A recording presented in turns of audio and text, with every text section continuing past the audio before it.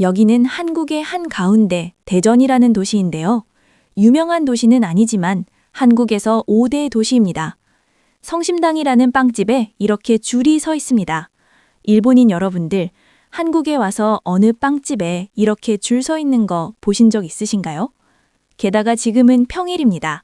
이 성심당은 서울에도 타 지방에도 지점이 없습니다. 이제는 대전에서 시작해서 대전과 함께 성장했다는 시민들의 자부심과 유대감, 그리고 이 성심당은 대전에 와야만 구매할 수 있다는 룰이 생겼습니다. 게다가 이 빵집은 비싼 곳이 아니라 가성비가 좋습니다.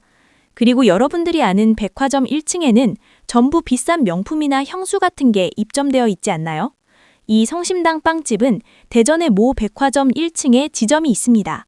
백화점 1층의 명품이 아니라 빵집이 지점으로 입점되어 있다는 뜻입니다. 그 정도로 이 빵집은 대전이라는 도시의 대명사가 되어 있을 정도입니다. 마지막으로 한 말씀 드린다면 이 빵집의 맛이 아주 한국적이지 않고 일본의 빵 맛과 한국의 빵 맛의 중간 정도 된다고 개인적인 생각을 가지고 있습니다. ここは韓国の真ん中でデジョンという都市です。有名な都市ではありませんが、韓国では5大都市です。寸心島というパン屋さんにこんなに並んでいます。日本人の皆さん、韓国に来てあるパン屋にこんなに並んでいることを見たことありますか？その上、今は平日です。このパン屋さんはソウルにも他の地域にも支店がありません。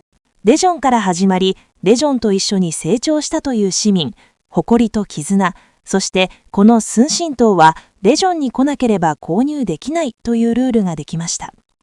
さらに、このパン屋さんは高価な場所ではなくコスパが良いです。